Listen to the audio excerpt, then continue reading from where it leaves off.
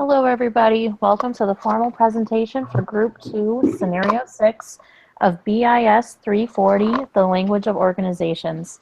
Our names are Lainey, Christopher, Leanna, and Bradley, and we will be investigating a problem as well as coming up with a solution. So for background, we are an iconic coffee shop based in the Southwest with 400 franchise stores throughout the U.S.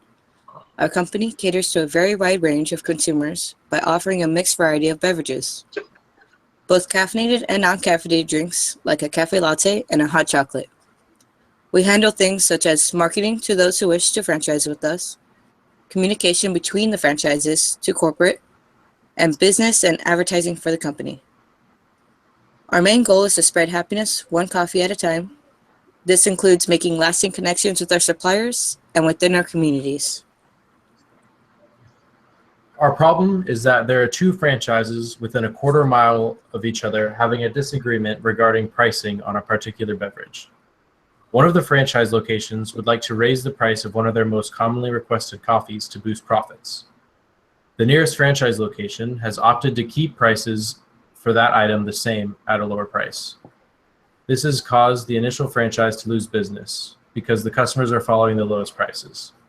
Instead of the two franchises coming to an agreement with each other, they've contacted corporate to try to mediate the situation. This middleman, where the franchises are contacting corporate, has caused miscommunication and is causing disorder amongst the franchises where there is no clear chain of command to reference when a problem arises. As a solution to this problem, there was a clear chain of command created for franchise communication.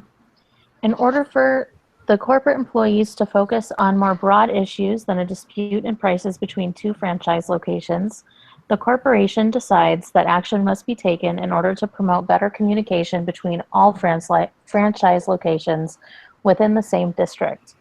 It is decided that a clear chain of command must be created within each district so that when these types of disagreements arise, the issue can be resolved internally as opposed to having to resort to higher level involvement.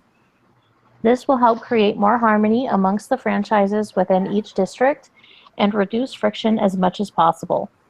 First, corporate will designate an area manager who oversees the activity at all franchises. If a manager at one franchise has an issue or would like to request a change, it must be brought to the area manager directly. The area manager will facilitate a conversation between the franchise managers so that an agreement can be reached and harmony can be preserved. This implementation allowed the two franchises first involved in the price dispute to come to a mutual agreement to only slightly raise the price of their beverage so that one didn't lose business to the other. Both of the franchises were able to preserve their customer bases while also benefiting from a boost in profits.